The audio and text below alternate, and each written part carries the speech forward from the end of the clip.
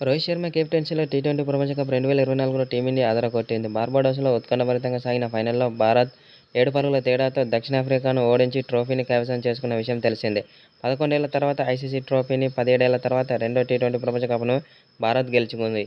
అయితే ఫైనల్కు ముందు భారత ఆటగాళ్లను ఉత్సాహపరిచేందుకు కెప్టెన్ రోహిత్ శర్మ మాటలను స్టార్ బ్యాట్స్మన్ అయిన సూర్యకుమార్ యాదవ్ బయటపెట్టాడు. సూర్యకుమార్ మాట్లాడుతూ, నేను ఒంటరిగా ఈ పర్వతాన్ని ఎక్కలేను. నేను అగ్రస్థానానికి చేరుకోవాలంటే నాకు ప్రతి ఒక్కరి ఆక్సిజన్ కావాలి అని ఫైనల్కు ముందు రోహిత్ ఆటగాళ్లకు చెప్పాడట. మనం ఓడిపోకుండా ఉండేందుకు ఎక్స్ట్రాడనరీ ప్రదర్శన చూపించాలని రోహిత్ శర్మ చెప్పాడు. మన పాదాలు ఎక్కడున్నాయో అక్కడే మన మనసు ఉండాలి, అదే మన నినాదం అని రోహిత్ శర్మ చెప్పినట్లు సూర్యకుమార్ యాదవ్ తెలిపాడు. అంతేకాకుండా రోహిత్ శర్మ కెప్టెన్సీపై సూర్యకుమార్ యాదవ్ ప్రశంసల వర్షం కురిపించారు. కెప్టెన్సీ గురించి మాట్లాడుతూ, కష్టమైన పరిస్థితుల్లో రోహిత్ ఆటగాళ్లకు మద్దతు ఇస్తాడని, జట్టు ఆటగాళ్లలో ప్రతి ఒక్కరిపై విశ్వాసం, గౌరవం ఇస్తాడని చెప్పాడు. మరోవైపు చివర్లో డేవిడ్ మిల్లర్ క్యాచ్ సూర్య అద్భుతంగా పట్టి అందరినీ ఆశ్చర్యపరిచాడు. అంతేకాకుండా జట్టు విజయానికి ఈ క్యాచే ప్రధాన కారణమని చెప్పాలి.